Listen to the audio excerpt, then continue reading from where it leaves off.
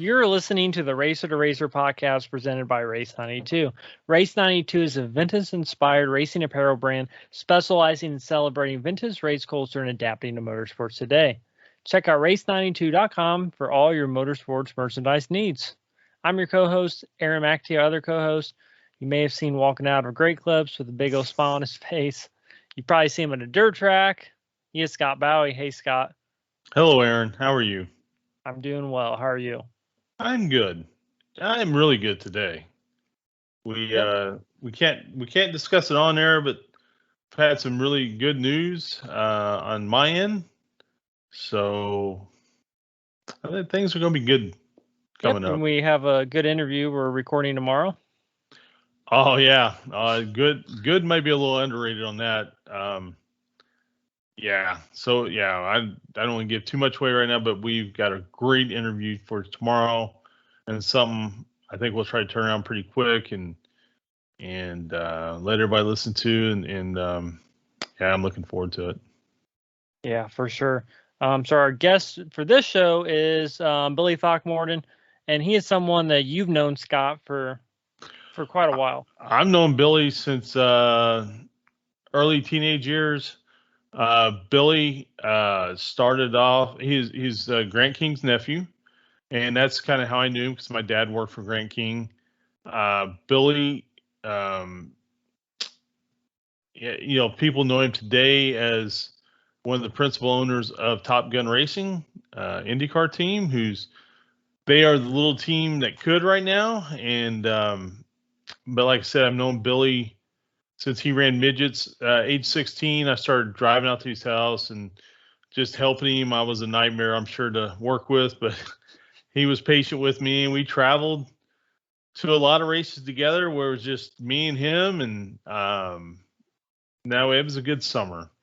And I've got some great stories of hanging around with Billy. A lot of stuff I can't share here, but no, I was really glad. I'm so happy for he and his wife, Stephanie, and man, just dreams do come true.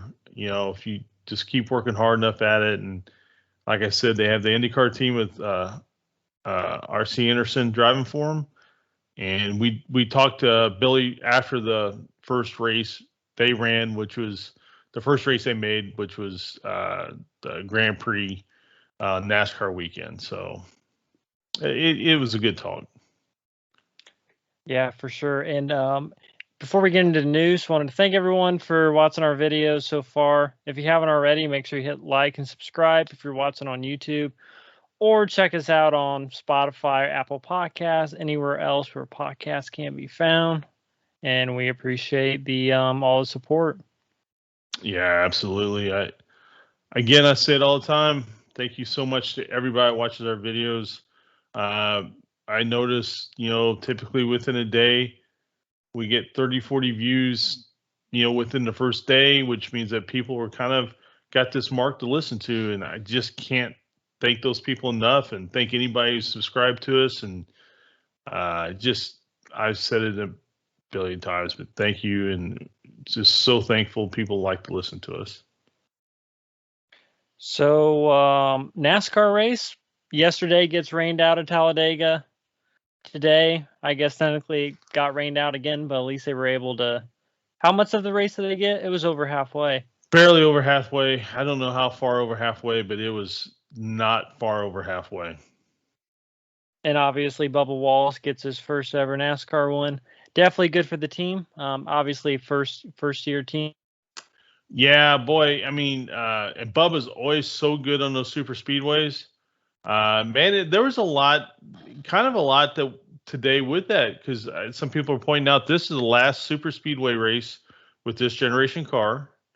So this is the last car before the next gen or whatever they call that new car coming in. This will be the last of this style of stock car to win a cup race, super speedway race, I should say. It was at Talladega, a place that obviously anybody that's followed the last few years always has kind of a little bit of controversy when Bubba's involved, unfortunately. And it's just Man, you gotta feel good for the people who are involved. I mean, all of his team. Michael Jordan, who gets a win in his first year as a car owner, Yeah. very Michael Jordan-esque. Um, Bubba, who's been through a lot. Take away whatever happened last year. He's just if you listen to his story a little bit, over the years, he's been through a lot, and it was just good to see them get a win. It was also Booty Barker's first win. He was his crew chief. Booty Barker is in a wheelchair. Yeah, he's been in NASCAR for a while. For a long time, and it was his first win. And it was McDonald's first win since Jimmy Spencer won in a McDonald's car in 1994, I believe. I mean, it was a big day of first. It was a big weekend of first. You had, and I don't remember his name, Brandon Brown or whatever his name is, the one in the Xfinity race, had the very politically motivated chant after the race. And then you had a first-time winner of the trucks, which I'm so sorry, I forget who that person was right now. But so it was a complete weekend of first.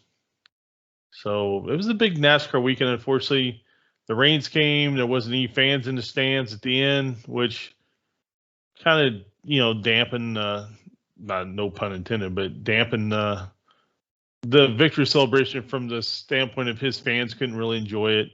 Mm-hmm. But big day, big day, and so he's the first black man to win a Cup race since Wendell Scott. Oddly enough, they both got their trophies for winning their races in the same year, because the trophy from that race was awarded to Wendell earlier this year. Oh yeah, Because the original trophy, as legend has it, was given to Buck Baker because they proclaimed him the winner because they were afraid of backlash from the stands. And then Buck never gave the trophy up, I guess. I don't want to speak out of school, but supposedly that's how it happened. And so I'm not sure if his original trophy or a replica was given down to the Wendell Scott family. And there's a great movie with Richard Pryor about Wendell Scott that was made in the 70s. So if you haven't seen it, go check it out. It was the first time I was introduced to Wendell Scott, and I've just always remembered that movie. And of course, Richard Pryor. How can you ever forget Richard Pryor if you ever saw him? So again, I would go check that out. And speaking of trophies, that made me think of, it was Pernelli who just got his baby Borg like last year, wasn't it? I mean, obviously different circumstances, but no, Parnelli. So Parnelli got his baby Borg. It's been a few years ago now, and if I'm not mistaken, Dario Franchitti had something to do with that. I've actually seen that baby Borg in person, but I'm not sure of all the circumstances. But it's been a few years now since he got that. Right. I forget who got some. So someone got it this year. And I don't remember who it was. Yeah, that's probably what I'm thinking of, because I don't know when they started doing the baby Borgs, but it must have been in the early or late 60s. Yeah, I don't even know I don't think it's been that long. I don't think it's been very long at all they've been doing them. And I think they've been going back and trying to get them to some of the older drivers. That, I'm not sure if that's accurate or not, but I believe that's how that goes. Right. So Formula One had an off week. IndyCar obviously is done now. We talked about it last week. Palooza champion. Indy Lights. Indy Lights had their finale at Mid Ohio. Kyle Kirkwood. Yep. I believe won, and he won the championship. I believe they had 2 races over there. If they didn't, I think you're right. So he'll get that. I think it's $1 million sponsorship. Yeah, I'm not sure exactly how that Road to Indy deal works now, but I'm sure the scholarship is still available, and he will get that. And boy, a lot of people are high on him. I don't know a lot about him. We're hoping to try to get him on the show at some point. But yeah, I mean, I guess he was pretty dominating this year. I need to start following these a little closer so I can be a little more intelligent as I discuss them. But I guess he had a pretty dominating year. Right. And we do have something in the works where we're going to try to do some kind of season review thing with some special guests, hopefully here in a couple weeks. Yeah, hopefully that comes together. That'll be good. We've got some different type of projects we're kind of looking at in the next over the next few months, and now racing season's kind of winding down, and just try to do some other types of things that may be just a little different, a little more I don't know, interesting is not the term I want to use, but just a Unique? different format. Yeah, unique format. Thank you. So hopefully those things, come together, at least a few of them. We're going to try and do our Chili Bowl broadcast again, where last year, for those who don't know, we actually did a kind of a Chili Bowl preview, but we were also watching the race and commenting on before the main feature on Saturday night. Mm-hmm. So we're going to do a version of that again, I believe, this year. And man, just we're trying to get some different guests in terms of kind of different people in the sport, and just man, I'm so excited because we got some kind of just different things happening. So I mean, hopefully, if a third of these come through, it'll be really interesting, I believe. Yep. And just the past month, we've recorded some really good ones. Yep. Yeah, we have. And, something that happened over the weekend was Robin Miller's celebration of life. They held it over to Speedway. It's kind of fitting. The SEC runoffs were going on to Speedway all week. Actually, it was 9 days, I believe. Mm-hmm. And I'm sure Aaron can attest to being getting up, and then about 8 o'clock in the morning, all of a sudden, just race cars just running. Oh yeah, no, I got it woken up. My favorite moment of getting woken up was I'm trying to think. This would have been a couple. When were the Ferrari cars out there? Oh, it was earlier in the year, right? It was like Yeah, June, getting June. waken up by those old, F1 cars. There's no Yeah. sound like it. If you've heard them, you know exactly what I'm talking about. There's no sound like it. It brought back memories, that's for sure. Man, it's so funny. Living where we live, we're kind of live the same distance away from the track, just on opposite sides of the track. Can you hear the cars? Could you hear Oh yeah. And so like one morning I walk outside and you could hear what had to be the Novi running. And then you hear those old offies a lot of times running. It just, like I said, my brother and I were talking about one day, like, where else in the world do you get up and you just hear, and you walk outside and you're just hearing a Novi? Yeah, Right. you're hearing the Novi run, or you're hearing, cars from the 60s, the 70s, 80s running. It's just, it's so unique. If you're a race fan or And somebody who enjoys cars. I'm sure there's some people our next door neighbor that are confused as hell. Oh yeah, I'm sure. I thought the 500 was in May. But Robin's celebration of life, and if we can, I don't know if we can or not, but maybe we'll try to put a link to it. Yeah.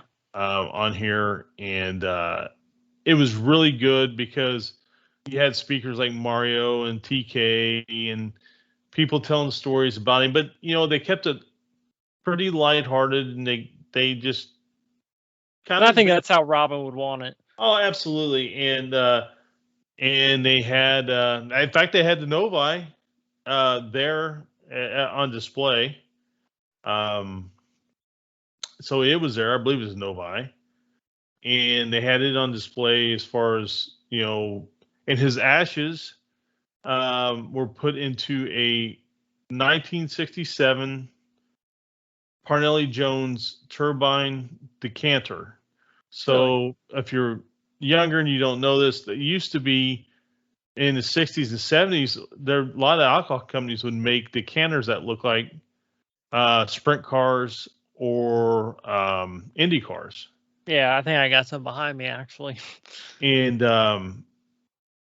so his sister was trying to find something unique to put his ashes in, and she didn't really find anything that fit him.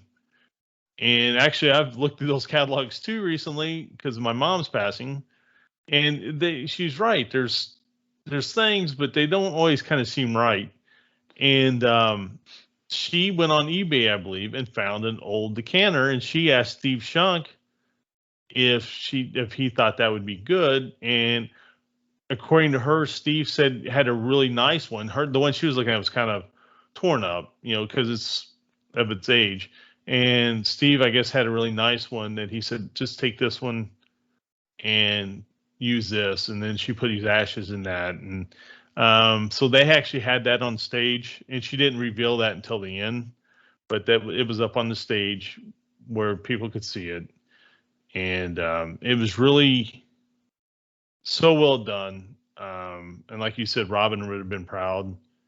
And really, I think it really talked about his life.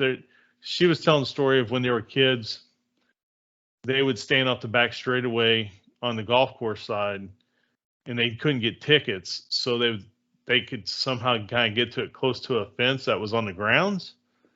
And they would watch like the first 25 laps of the race. And then they'd go home and listen to it on the radio. And then she said the first time they ever got to go to the race, Robin just stood at the fence the entire time, holding the fence, watching the cars. And they couldn't get him to sit down. And obviously he had just an incredible love for the sport as a child. And he just grew up and got himself into the sport. And for anybody knows, he bought a Formula Ford from Granatelli. And then I think Art Pollard helped him get that. And then he was talking to somebody else in Benthausen's, and they talked him into buying a midget from Merle Benthausen.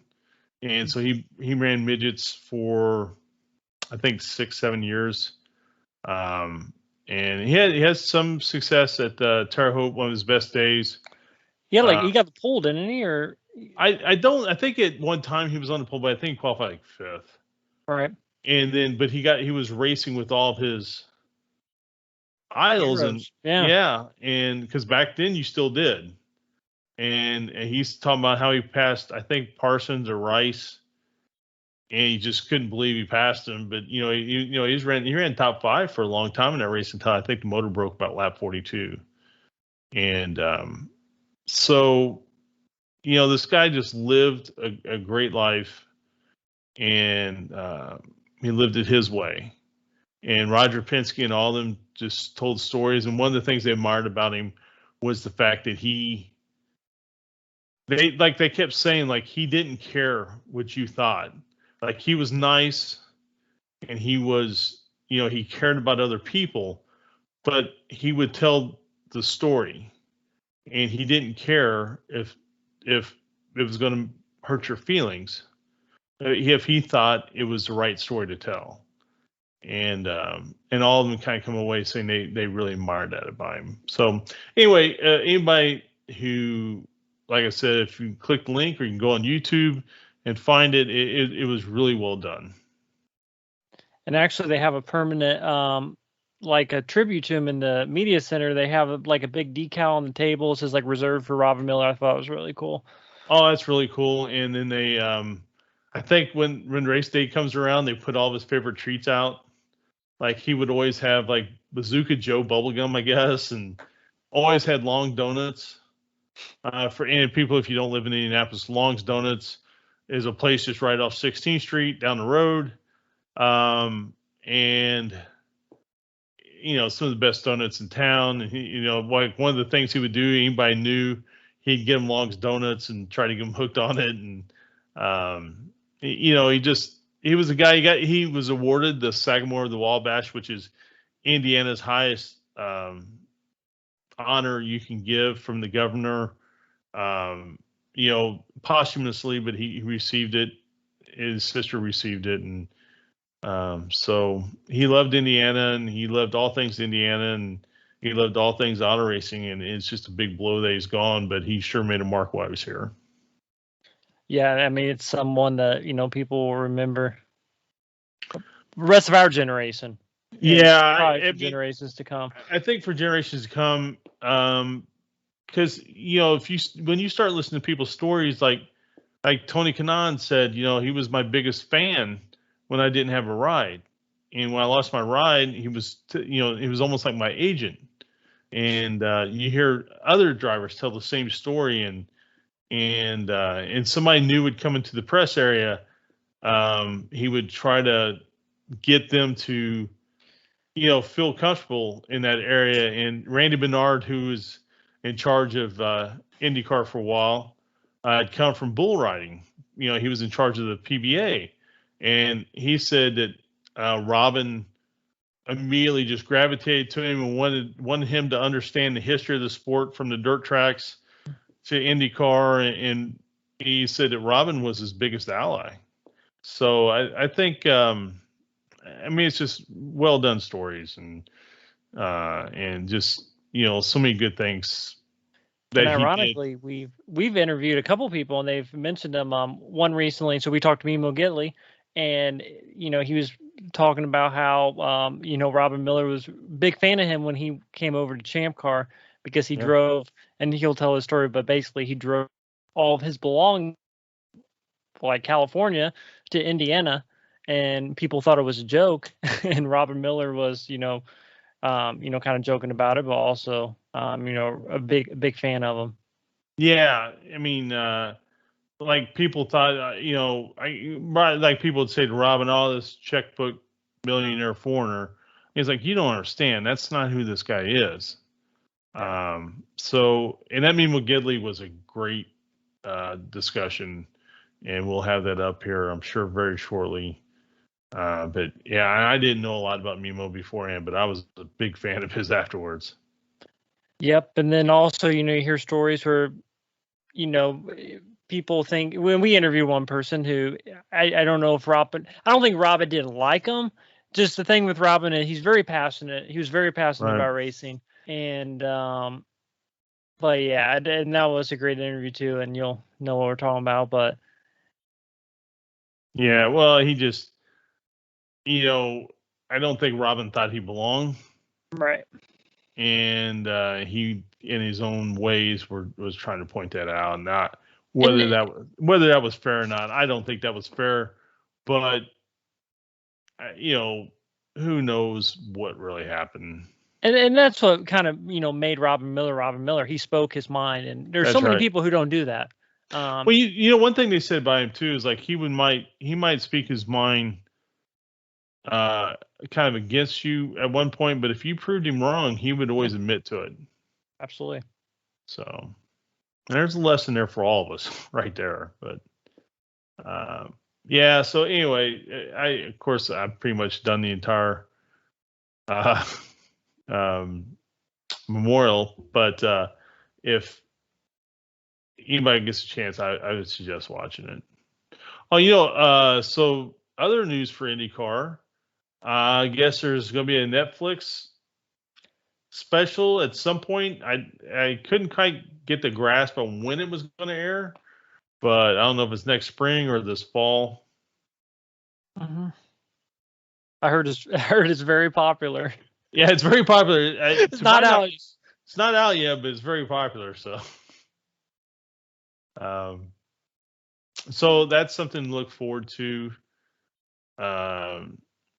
Yeah, just auto racing. Boy, when I had the business, the speed shop business, this was always the time of year I hated because because people quit buying stuff because they quit racing. But you're heading into the fall, and you didn't really start selling parts again, or really start getting involved with race cars again. At least the type of cars I was working with, customers I was working with, until early December to late December.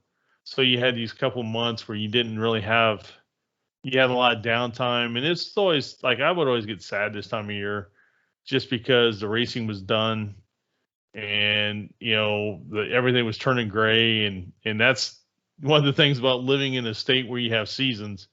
It just everything kind of dies, literally and figuratively, for a few months. And I think us doing the podcast will kind of help keep some of it alive, and I think it'll be easier to probably get people because people are going to have more downtime.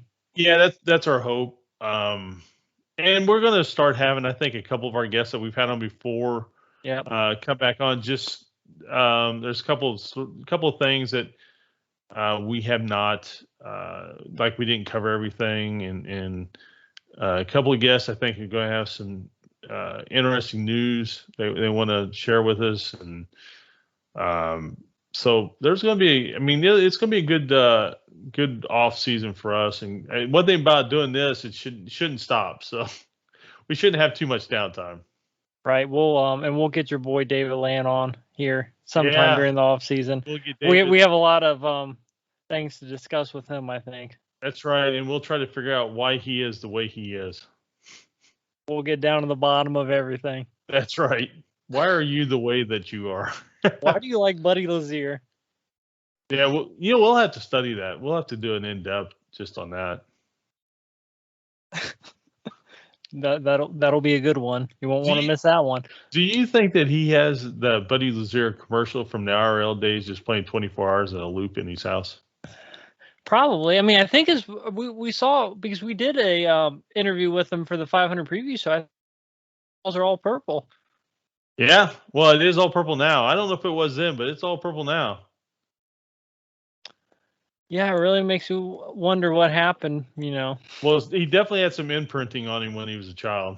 Yeah, so we'll get to the bottom of it. That's my mission. That's my 2021 mission statement. Buddy left a giant impression on David Land. Well, David, you know what? To not bag on David for a moment, and it's fun just kind of teasing him, but he's never even going to probably hear this. So. He'll probably never hear it. But send it to him, though. This year he's really growing his channel. I mean, he's done a great job this year, and his graphics, like a lot of the graphics and stuff he uses now. I like his intro music.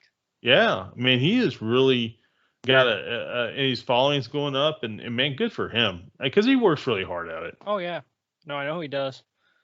And he's really good at talking, and you can watch and be like, oh, that's easy to do. But we did a little promo for Race 92 with him in May, and it was like a 10-second ad read, and it was hard. And he just did it like that, and just like, now I know how hard this is. Like, right. You have no idea until you actually try to do it. And I mean, and he talks about something for like 10 minutes straight. Right. Yeah. No, he is really good at that. So, and I got a feeling next year, as this sport gets more popular, as IndyCar racing, I should say, gets more popular, I think his success is only going to get bigger and bigger, because he really is. Man, he was one of the few flag wavers for IndyCar for years on YouTube. Yeah, I mean, he's definitely the biggest. I don't know who's a bigger IndyCar YouTube channel than him, to be honest. I mean, there's really not that many. I mean, there actually, I take that back. There are quite a few that have started probably in the past couple of years, but he's definitely the biggest. I mean, no one's close to the amount of subscribers that he has. I don't know much about him, but Indy Fanatics does pretty well, it looks like. But I haven't watched too much of their stuff. This brings me to something else. I see where Jackaroot's got a new wind tunnel, what he calls a Jackaroots wind tunnel, that I've been seeing on YouTube, and they've been pretty good. I would suggest, of course, Jackaroot, that's somebody else I hopefully we get on the show someday. Man, so many years in the sport, and he's so good at what he does, and so hopefully, we can have him on someday. But that Jackaroot's wind tunnel is pretty good. And IndyCar Radio, I think he had a show called Brick by Brick. Now, I could be a little wrong about that, because it was on Sirius, and I was driving the car one day, and it just come on. So, but anyway, he's doing some stuff too. So, well, I think we've rambled on enough. So let's. We've killed some time. We filled our interview with Billy was kind of short, because he had something he had to get to. So we're kind of just filling a little time here. But a lot of stuff is going on in the sport, and a lot of interesting things kind of happen over the weekend. So, and pretty soon we're going to start getting some announcements, I think. Just kind of who's doing what and sponsors and that. So things would be pretty hot here pretty soon. Yep. Well, hope everyone enjoys the interview. Stay Yeah. tuned. Stay tuned next week. And like I said, like and subscribe. And yeah, keep watching. Like we said, we have some great ones coming up. We have some ones scheduled we haven't recorded yet. And yeah, there's definitely good things coming. Yeah, there's some great things coming. So thanks everybody for watching. Everybody have a great week. Thank you. Today we're joined by Billy Throckmorton. Billy is owner of Top Gun Racing along with his wife Stephanie. And Billy, how are you doing today? Good, doing real well. How are you guys? Great. Doing great. So Billy has had the rare experience in life to become a IndyCar team owner. And they competed at their first race, even though they tried to qualify for the 500, gave a valiant effort. They actually made their first race this weekend at the Speedway on the road course. And today we're going to just talk a little bit about that and a little bit about Billy's journey to becoming a car owner. So, Billy, first thing I want to do is thank you and welcome you to the show. Glad to be here. I'll definitely have to listen to a few of your guys' show and keep up with you on this. Well, that'd be great. No, it'll definitely be something that'll enhance your life. That's for sure. I don't know about that. Possibly. So, for the people who don't know out there, I've known Billy since I was probably 12 years old. And a long time, yeah. Yeah, and it's been a long journey, and I will tell you that I never thought that I would see the day that Billy would become an IndyCar owner, but man, am I proud for him. That is an amazing feat.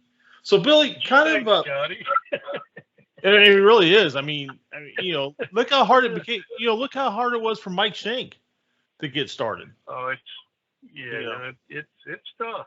It's a lot of work. It is. So Bill, kind of let everybody know kind of how you kind of got started in your journey in racing to begin with. Well, I mean, I tied in with the Grant King shops. Grant was my uncle. Doris was my aunt. That's how I knew your dad. Me and your dad probably were the two that worked around that place longer than anybody. So I was kind of born into it. I raced cars, quarter midgets when I was 4, and worked into midgets. I don't know, right when I was probably 16, and you actually helped me on my midget for a long time. Yeah, when I turned 16. Yeah. And when the cost of the midget engines after they started going to Pontiacs instead of Volkswagens, the cost just kind of tripled or quadrupled. And kind of seen the light there, started running sprint cars, ran sprint cars for a while. Actually, I drove for a long time. And then I had a daughter, and my daughter raced for a long time. And after she was done, I was still involved in racing, do a lot of the vintage stuff, and we work on a lot of vintage cars, do a lot of the vintage IndyCar stuff. So, I mean, basically, we turned the Grant King shop into a working museum, and it's a lot of neat stuff in there. But we still fabricate and do everything that used to be done in the shop. And Grant had cars in the 500. He started his own team in 1970 and ran something at the Speedway till '83. So Stephanie and I, over the last 3 or 4 years, I mean, I really wanted to get back into Indy cars, and I mean, it was a large goal. It really was, because I mean, we're definitely working class people, not rich. We definitely don't have a silver spoon, but we work really hard, and we run 3 businesses, now, and it takes a lot of our time, but somehow we've worked hard enough and got us a really good driver, R.C. Enerson. His dad Neil's a super good guy. We've got some good people working with us, So basically now we have an IndyCar team, and our initial race was the Speedway this year, or that's what we were trying for. And, it really didn't get everything in that we wanted. Everything came in, I think April 5th was the actual date. Then we had to take the tubs to Aerodyne to get the windscreens on them. That took a couple weeks. So, I mean, then basically we had less than a month to get the cars prepped in there, and still didn't have everything from across the pond. And we missed the show by 1 mile per hour. So I think a lot of people were surprised we were as quick as we were, but I really wasn't. We were still disappointed, but all in all, you can't be too disappointed. I think if we had another week, we probably would have had a good shot at knocking one of the other teams out, so is what it is. No excuses. And we've been working hard because it's a big change from the big oval track setup, with to go into the high downforce road course or small short tracks. And, it costs a lot of money to get all the other body parts, but we've done that. And so our initial shot was this past weekend. And what was that like? Just there's so much into it. There's so much logistics of people and, getting the cars there and just kind of getting everything lined up. Was it a thing where you were like, you kind of had some time between the speedway and now and you were really prepared for it? Or is it just one of those things you just can't prepare for until you do it? Oh, I think we were well prepared. We've been working on it. I have full-time IndyCar staff. I have 4 full-time IndyCar people working just on the IndyCar. And, I have an engineer, Dwight Brown, Roy Wilkerson's my chief mechanic. Bridget, we have a female lead mechanic, and she's good. She does gearboxes also. Jim Thomas, he's worked on my race cars for a long time. Me and Jim have been friends forever. And then Stephanie's in the office, and she never stops. And if anybody knows Stephanie, she's kind of like the Energizer Bunny. Oh, yeah. But you need to be that way. Well, she has a real love affair for racing, and Stephanie raced herself, for people who don't know, and she was an announcer, I think, at Gas City and some other places a little bit too, right? Yeah, she was actually announcer at Gas City for 18 years for the sprint cars. And, I thought she did it, but I didn't want to commit her to it until you confirmed it. But so you get there and you roll up for that first practice, and you guys were not far off the pace, and you were popping in and out of that top 12. Yeah, we were actually, there for a long time. We were like 16th, 18th, and there was 28 cars, and and I thought, well, we're not too bad. And RC, we talked, and my engineer Dwight, Roy, and we all had a little conference, and we made one little change, and I think at the end of the deal, in the practice, we were 22 out of 28. But I still wasn't disappointed because all those teams are multi-million dollar deals, and right. We're a small team, and they probably spend more on their shock package than we spend on our whole team. Right.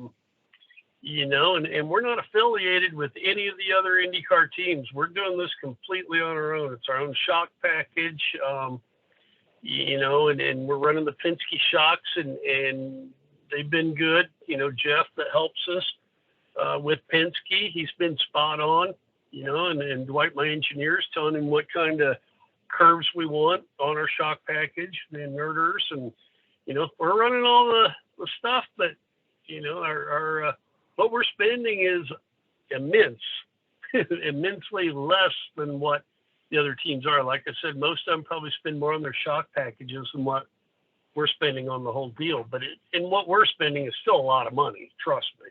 Right. But to go in there, and I thought we'd be competitive. I figured we'd be about 16 to 18 in there, and ended up 22. And we made a change for qualifying. We went the wrong way, but start of the race when we went, we started 25th out of 28, and we still weren't last. And it's tough to stay ahead of some of those guys, but RC actually passed Dixon at the start of the race after they strung out, and he caught Hinchcliffe real quick.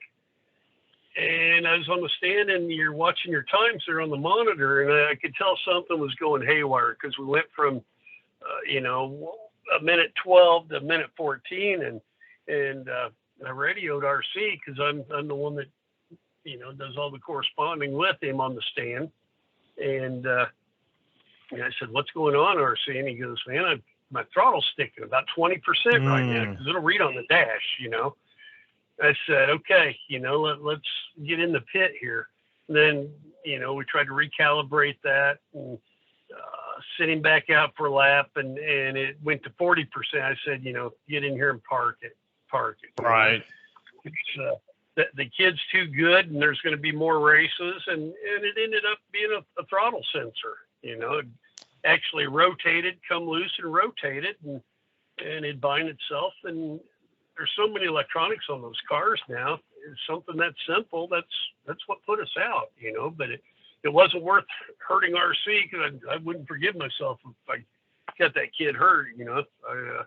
He's a good kid. I really like him, and we're doing that old school with him. He didn't come in with a great big $3 million check, but I like the kid. I seen him run, talked with him a few times. I said, "You want to drive an IndyCar?" And that's how it's all started.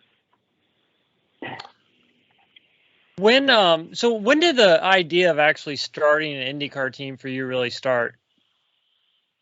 I would say probably about 2019.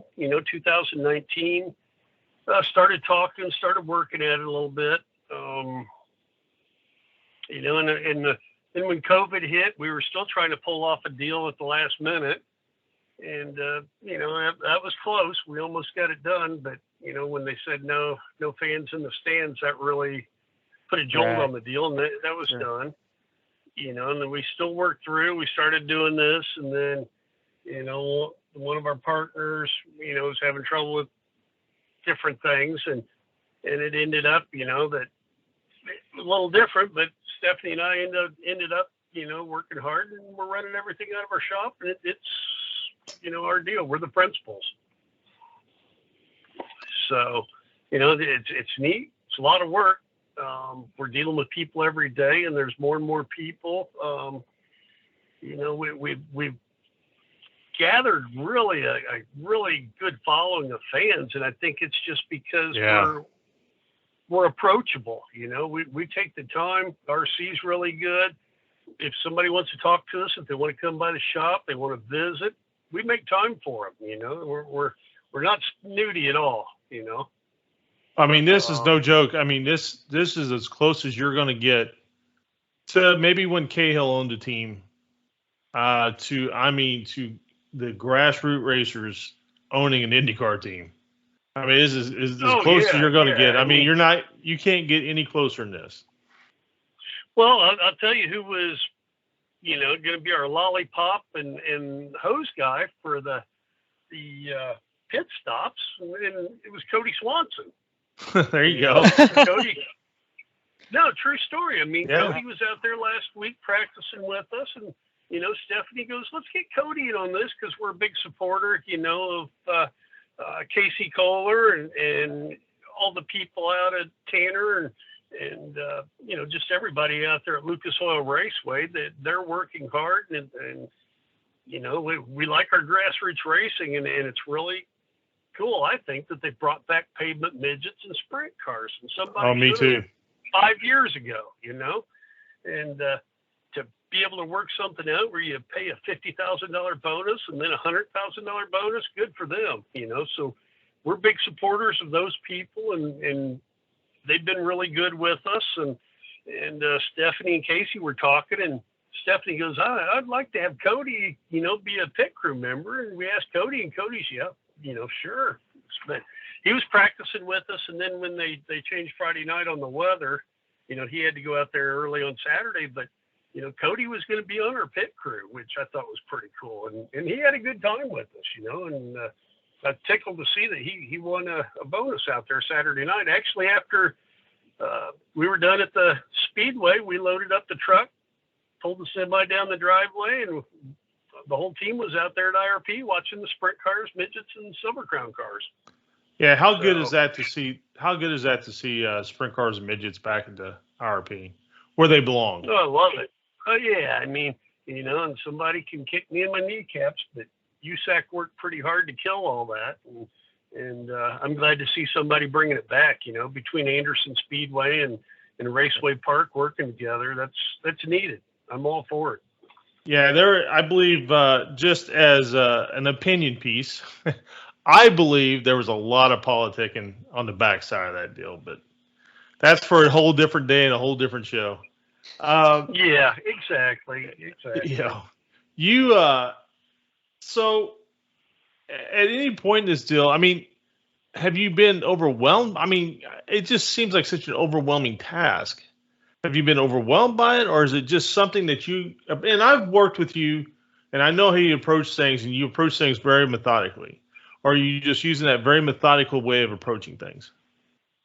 Yeah, I mean, Stephanie and I are, I've been in business for 35 years now, and Right. it goes by quick, and I deal with a lot of different things, and, and then we've gotten heavily involved in, a lot of the vintage stuff. And, I'll honestly say there's days you just sit there and, wonder why the heck we even, are we stupid for doing this or not? But, there really hadn't been that many days because I'll say, I will say without Stephanie, I couldn't do it. She's a big part of it, but she's so good with the numbers, the books, and when people. I'm not there, yeah, and she's really good with people. And it's kind of funny because a lot of people at New Grant and Doris kind of compare us as Grant and Doris because there's days, I work hard and I have a lot of different things I have to get done. And I don't mean to be short with people, but I can be. And, and that's the way Grant kind of was. And Doris had to make up for it. And sometimes Steph has to do the same thing, but people love her and she's good with people. But both of us work really hard and it's just people have no idea how much work's involved in it, and you deal with a lot of people and just a lot of different things. And Steph's really good about coming up with different ideas, like her bricks that she had for sponsors, and it was a throwback to '75 with Grant's car, the Spirit of Indiana. And tell people a little bit about that if somebody's listening that's not aware of it. And I don't know if you're going to do this in the future, but maybe if they want to be involved in the future. Well, I think she is because we had so many people that bought bricks that said, hey, I want to do it again. You need to do that again. And so Stephanie will figure something out on that. But in 1975, Doris King, my aunt, my mom's sister, came up with an idea that between $20 to $500, you could either put your name on it was like 3/4 of an inch by 3 inches, write your name, and that was $20, or you could have a large state of Indiana sign and it was $500, but you could write in memory of your business. And basically she sold the whole car out, but their big worry was if Sheldon crashed it, there was no way they were ever going to be able to figure out who was what and replace it. And knock on wood, everything went well. And Sheldon Kinzer was a rookie that year. Him and Bentley Warren were teammates and driving for Grant. And I think Sheldon ran 12th that year. So, we do a lot with the vintage and past racers, and Steph figured I could sell some bricks, which would be really neat. And if somebody doesn't know, our car is, basically just like the Johnny Lightning car. And the reason she wanted to do that was the original Johnny Lightning Champ Dirt car was built in our shops. Right. So that was a tie-in. And then we're working on another one. If we pull off this major sponsor, the next retro car is going to be really spectacular and people will really like it. Going to be kind of neat, but just kind of, we do appreciate all the racers, like your dad and Gellhausen and, Grant and, Bettenhausen's, everybody from the 70s and 80s. We still, hold them high on the pedestal. So, and a lot of them guys were my heroes. So, and Stephanie knows that. So we do a lot of neat stuff for kind of the racing heritage and keep it that way. And people are catching on, and we've really gotten a good fan base, So yeah, I think that's a great point. People really, you can just kind of feel it. People really like that team and like what you guys are doing, and and R.C. Anderson is a great race car driver. He's not good. He really has talent to be great. The kid's good. I'm telling you, he's good. Yeah, that's what I'm saying. I mean, he's not just good. He has a talent to be a great race car driver. I won't argue with that, but I'm not going to say it too loud because I don't want anybody to try to steal him away from me. Right. No, I understand that. Yeah, the kid is good. You know what? And he's, we had him when we left the speedway. We had 8 nitrogen bottles. I had him go back with his pickup truck, grab the flatbed trailer, and that kid showed up, loaded all the nitrogen bottles, loaded the trailers with us, brought everything back, unloaded it, and and you know how Stephanie is. She made him go up there and have a beer with her and play cards. Right. So the kid's good as gold, and he's very, very talented, and he really is, and he gives us good feedback, and he makes it easy to learn and make changes. So he's a big plus, that's for sure. And he's a good looking kid, and he's very well spoken, and he's not a prima donna by any means. Right. Do you think as you're looking at, and I don't know, are you guys aren't trying to run Gateway, right? No, I mean, we got our packages. We've got some spares now for the short tracks, spare noses, spare wings. And people don't realize how expensive and hard it is to get that stuff. Right. And we kind of want to start working on our second car. And there's different deals, going on right now. If who knows? You may end up running one of the Formula One drivers as a second car coming over. I'm open to a lot of different options, and we've got a lot of talks going on. RC is definitely our number one driver, but you just have to, kind of have to be open-minded to make this work and carry on.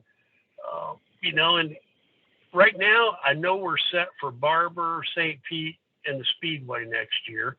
And we're just trying to get everything going, kind of like Shank, where if we could run 6 to 8 races, I would be happy, and we build up, But when we do those 6 or 8, we want to go there prepared.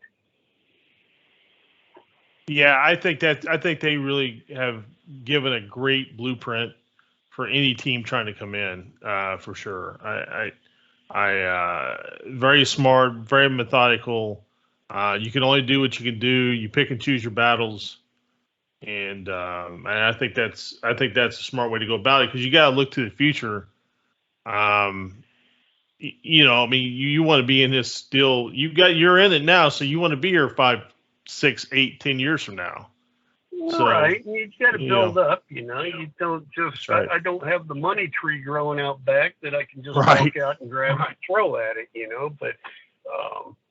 But we're working hard. We've got a lot of people that are talking with us, and it's a plus. So, but like you said, you got to be methodical about this, because you can, you screw up or take a couple bad turns, you can be done, because it's expensive.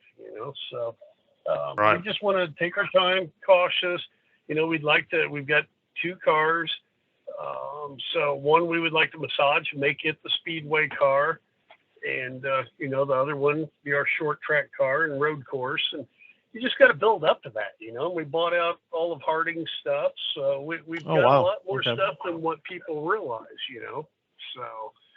But another thing, Scott, that a lot of people, and Aaron, that people don't realize is the new cars. I mean, I guess the last time I was really around, it would have been 83, 84, and then you skip in, and then we do a lot of the restorations on like the 2000 Delaras and different things. Well, electronics from that point to now, it's huge. I mean, there's you can have up to 64 sensors on each car.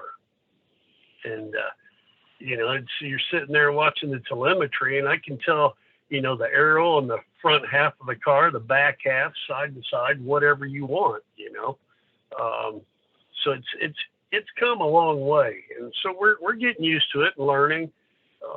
Luckily, Dwight's really good at it. and Roy's good at it. So that helps. But, it's just like your pit box. It's unreal, all the electronical stuff that you have to have. And just setting that up, most people would have no idea what it takes. Right. The power cords and everything else, and you have to tie in. And then when Chevrolet's behind us and they work with us, and they've been really good. Chevrolet, I can't say enough. Firestone's been good. But we all have to, they plug in their computers and the cords, and they have to be able to read the car. We have to be able to read the car. And it takes a lot just to start the damn thing. Right. Oh, yeah. And as we found out, you got to be really careful how you shut it off. Yes. Well, and that's so true. I mean, it's a big thing at the Speedway. People don't realize, but our guys are sitting there with 5 great big blowers ready to go. The brakes, ECUs, radiators, and then with IndyCar Tech, you're only allowed to put it in certain spots. So you got to watch what you're doing. It's easy to do something wrong, and it's really high tech stuff anymore. Right. If you were to look ahead, sorry, go ahead. No, I'm just saying, for somebody like me that's never really had to be too high tech, it's a learning curve. Trust me. I've even learned how to be more PC in life. So, it's all good. But it's definitely a learning experience. What do you think is the biggest thing? When you look at the bigger teams, and obviously your team, what do you think is a big?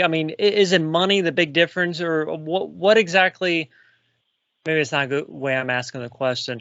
What do you think if you could ask for maybe one thing, is it more engineering staff? Is it more, more money, or what really kind of separates, you think, the big teams from the small teams? No, trust me, I want more. But, if you look at the bigger teams, like I said, we've got 4 full-time guys. I try to, help them, a little bit of the engineering, and I kind of quiz them every now and then on the setup and different things, and try to figure out what I think we might need to go, which really doesn't mean anything because they probably don't care what I think or believe what I think. But we actually do, between the 3 of us, we usually come to a pretty common cause there. But the difference is with 4 full-time guys in the shop, the other teams have 8 guys, and one guy, right. his one prerogative is that right front corner, period. That's all he does, And then there's another guy over here. So you got 10 guys, and they only do their one little thing, but it gets done quick, and they get to be real thorough. Where 4 guys, it's 3 to 4 guys, it's just tougher to cover everything. We work probably longer. We have to work harder. Definitely have to work smarter. But I think right. I'm very proud of us, and with Penske Shocks and Jeff that helps us. Some of those teams have $2 and $3 million programs on their shock package every year. Right. Which a lot of people don't realize, Mm-hmm. Right now, I'm probably at $20,000 on my shock program. And I'm sure, we're not that far off. Right. And I'm sure, your tire situation obviously looks a lot different than, Ganassi and Andretti. So talk a little bit about that in May, how you think, because obviously you probably couldn't run as much just based on the tires, right? Because I'm guessing, obviously, you didn't have. Honestly, I ran just as much. A lot of people don't realize it, but your engine lease is way up there, your tire bill's up there, and you've got a set number that they give you, that you go. I think we were right at 36 sets. We missed the show, and I think we still went through 18 sets of tires. And being a new team that's not on the winner's circle, our tires cost more than the teams that are the top 22 in points. I think, they're probably $50, $60 more per tire, which doesn't sound like a lot, but when you it's a fortune. Yeah, it adds up quick when you're going through, 16 sets of tires. Right. Well, Billy, So we know you got a function you got to get to. Aaron, do you have any last questions for Billy?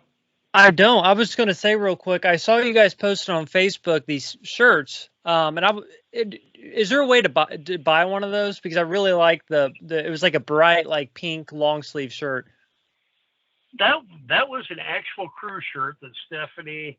It was kind of cool. Elite, when she was selling the bricks, there's a page on Facebook, Elite IndyCar, and everybody in that group, they started throwing in $10, $20, and they bought a brick, and what I never actually finished saying was, with Stephanie's brick package, it was really cool. She did a yard of bricks on the front section, front suspension area, and it really looked neat. I mean, it was pretty classy, but the spot she was selling for a brick went for $1,500, which is still a lot of money, but for that average, grassroots fan, they could never get their name on an Indy car at the Indianapolis Motor Speedway.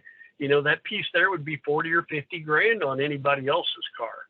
And that was something that was very important to us, was to make it possible for a lot of our friends that we've raced with over the years, and a lot of people that are fans and local people that come and visit us, and a lot of local businesses where it would be affordable. And for $1,500, it was very affordable for a lot of people. And then there was groups that, went all together and threw 10, 20 bucks together. And next thing you knew, they were there. And then Stephanie opened up a little private greeting for everybody that brought bricks. And that was huge. It went over really well. So it's just something we're doing everything we can and all different ideas. And we're definitely, a lot different than, I would say, any of the other IndyCar teams. But I think people are starting to appreciate us for that. And, and we want to be competitive. We're not just there to play. I mean, our whole goal is to be competitive. And I think, for the 2 tries we've had so far, it's a win just being able to get the team together and run an IndyCar. But secondly, when we've showed up, people are worried. They know that we might be able to run with them or outrun them. So, and that's the way we want to be, and it's going to take more time, and it's going to take more money, and it's going to take more sponsors. But I honestly think we'll get there. I think so too, Bill. Anybody doesn't know Billy, Bill has always been, when he sets his mind to something, he gives it everything he's got. And I truly believe that you're going to give it everything you got. Oh, yeah, we definitely are. I mean, Stephanie and I make a good team at this, and she covers what I can't, and she's the brains of the operation, and I'm the brute that gets out there and works, but sure. It takes both sides of it to get it done. And at the end of the day, we're a good team, and we cover about all the areas. But, look at Dale Coyne back when he started. I mean, oh my gosh, some of those cars, were pretty scary. The ones that Dale drove were really scary. Right. And he's built up over the years, and now he's competitive every time he shows up. So, he's a guy that I definitely look up to. And it was fun the other night. I got to talk with AJ Foyt, and he was a blast. I actually told Foyt, I said, I could stand here for 3 more hours and listen to these stories with you. And it was really neat because Timmy Delrose and him were sitting on a golf cart, and they were pitted next to us. And Timmy's real close with us. And, I was fortunate enough to go over there and listen in with, Bobby Winnie. And me and Bobby and Foyt and Delrose, we had a good time. And that's something I'll never forget. And, and we've got Donnie Beechler. And the first one we hired was Colton Beechler, Donnie's son. Okay. And, Colton's a good kid. And he gets mad now if anybody's polishing on the car but him, and he does all our pit stops. So we do a lot of things with a lot of neat people and special people. And, Donnie Beechler's right there. He's one of our biggest fans, and he's a big supporter. And you were talking about Cahill. Well, that's Cahill's driver. And yep. So we brought a lot of people through, and you walk into our little area, it's kind of cool. There's a lot of neat people there, and they're all on our side and helping us. So it's neat, Roy Carruthers was in there, and Roy put a thing out, a post on Facebook, that he was just tickled and really enjoyed just hanging with us and helping us. Well, 30, 40 years ago, Scotty, when we were all running midgets together, and you told me that Roy Carruthers was going to drive my semi into the speedway and then help unload my IndyCar that we were going to run, I'd have told you were smoking something really good, Well, that'd have been that other dude that was your buddy. Which one? That blonde dude. I can't remember his name right now. I'm sure everybody. One of these days we'll get you on here and we can talk about our trip to Springfield, Little Springfield that time. Oh, yeah. That was one of the craziest trips of my life, man. Well, Bill, again, man, I just cannot stress how just knowing you for as long as I've known you and knowing that, things have not come easy to you. You've had to work for everything you got. And, man, I mean, to be involved in the pinnacle of motorsport, at least in America, man, hats off to you. And well, I appreciate that. But, and anybody that wants to help out or anybody that wants to, get a tour, if you see us at the racetrack, come by and talk. We'll make time for you. So.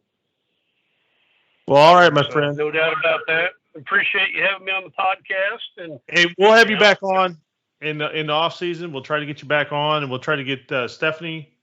And I was going to say the good one to get on the podcast would probably be Stephanie. She's really good at talking. So all right, she likes to talk. Okay.